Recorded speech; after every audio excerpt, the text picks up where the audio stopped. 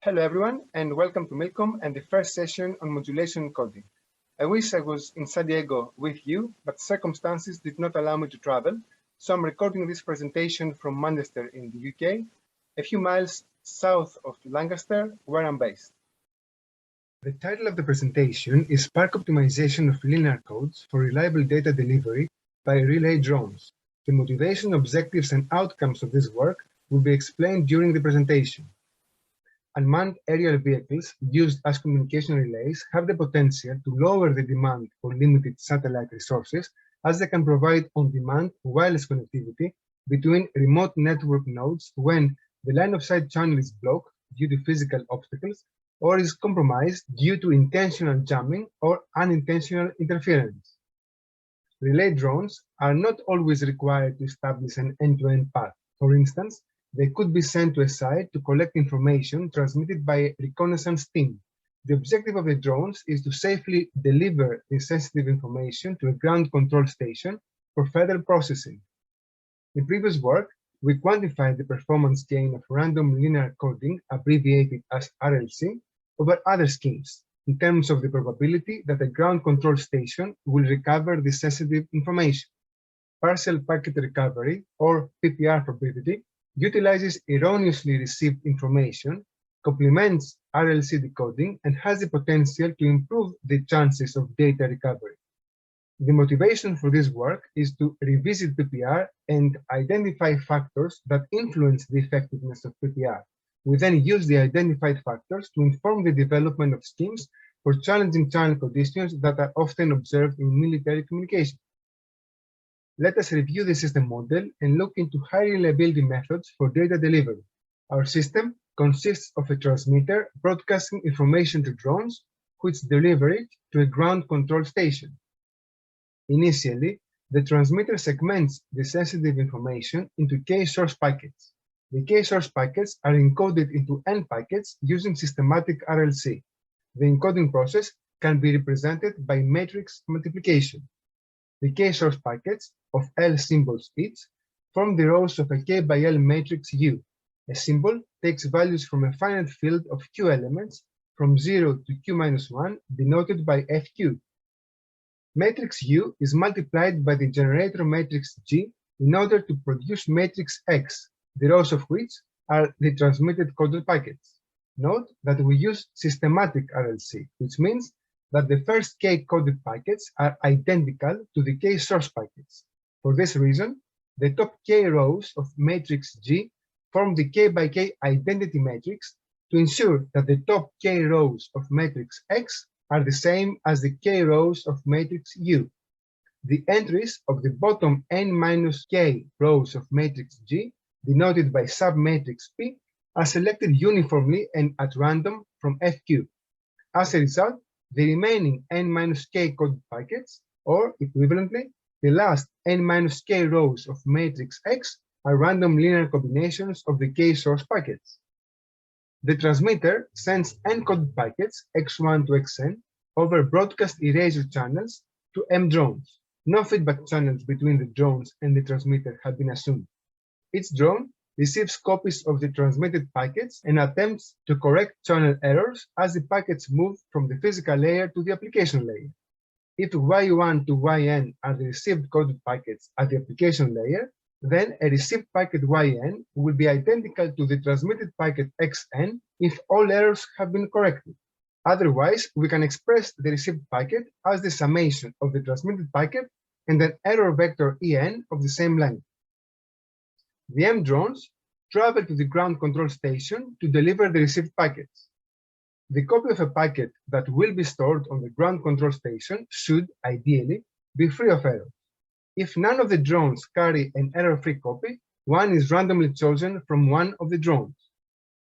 In this example, some of the drones delivered error-free copies of Y1, Y3, and Yn, but none of the drones delivered an error-free copy of Y2. We use cyclic redundancy checks, or CRCs, to separate error-free from erroneous coded packets. We assume that NR of the N received packets contain no errors, and the remaining N-NR received packets are corrupted by errors. The two groups of packets form matrices YR and YR bar, respectively. Matrix YR contains the NR correctly received coded packets, while matrix YR bar consists of the N minus NR erroneously received coded packets. Decoding of random linear codes utilizes matrix YR and discards matrix YR bar. Using the indices of the NR correctly received packets, we can extract the corresponding NR rows of the generator matrix G to build matrix GR. If K of the NR rows of GR are linearly dependent, then the rank of GR is K. This means that the equation XR equals GR times U can be reduced to a system of K linear equations, each having K unknowns, which represent source packets, and a unique solution can be found. Otherwise, decoding is unsuccessful. In that case, if RLC decoding has failed, we use the generator matrix G to obtain the parity check matrix H, so that the transpose of H multiplied by G gives the K by K zero matrix. The previously discarded erroneous coded packets can now be used. We multiply Y by the transpose of H in order to obtain the syndrome matrix S. If we focus only on rows that correspond to erroneous packets, we can reduce matrix H to HR bar and express matrix S as the product of the transpose of HR bar and the error matrix ER bar. Note that the ground control station has knowledge of the syndrome matrix S and the parity check matrix. The objective of partial packet recovery is to estimate matrix ER bar. When the estimate of ER bar is obtained, we can derive an estimate of the repaired code packets. Cyclic redundancy checks can be used to identify the rows of the estimate of XR bar that correspond to successfully repaired coded packets.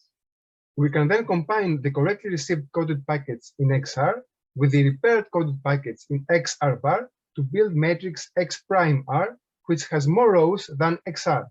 This means that G prime R has more rows than GR.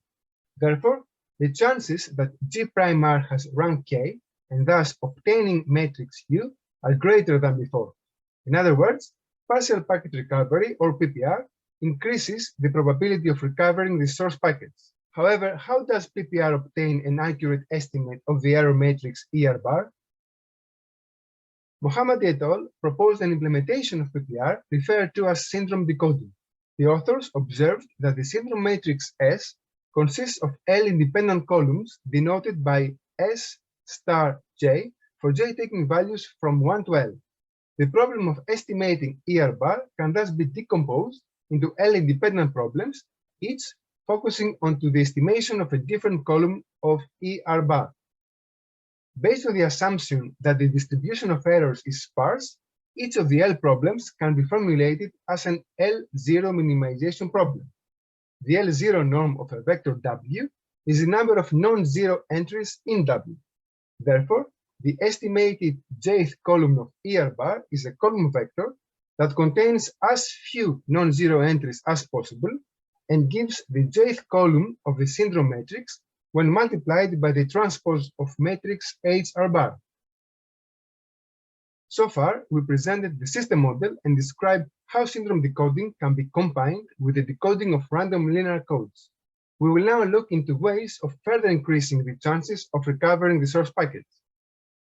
To do this, we first need to become familiar with the definition of the spark of a matrix A. The spark of A is the smallest number of columns from A that are linearly dependent.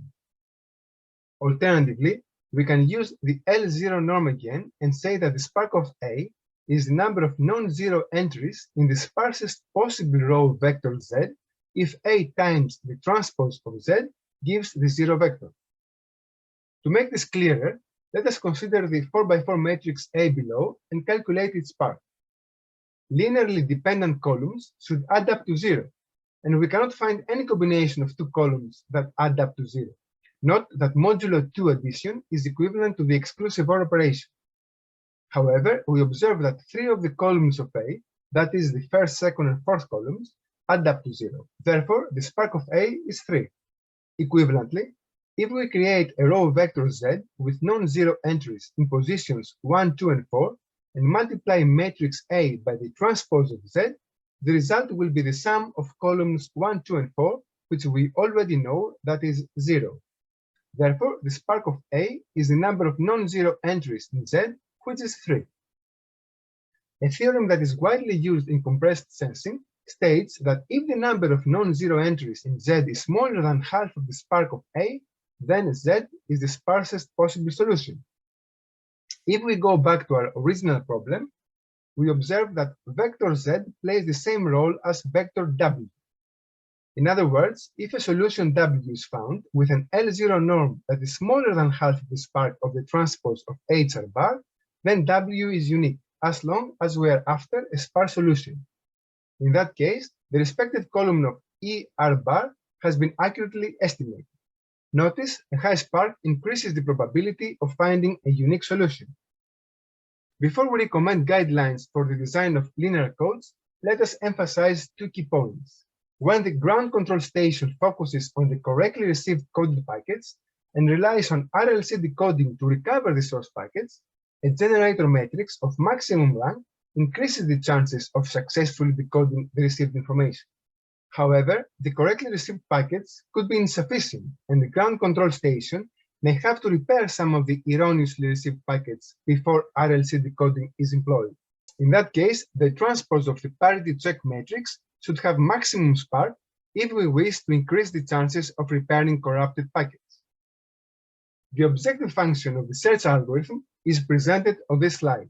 As mentioned before, we are looking for an instance of P which will maximize the spark of the transpose of the parity check matrix expressed in standard form for a specific number of transmitted coded packets.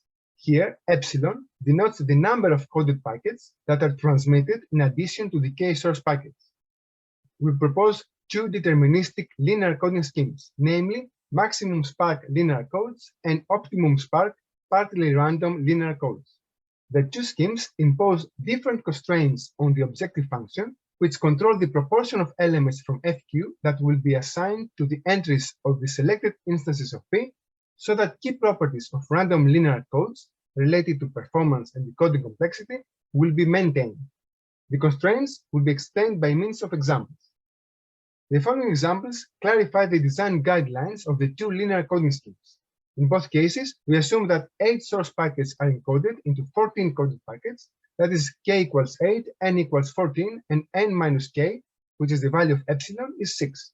Packets are taken to be sequences of zeros and ones, that is, encoding is over the finite field F2.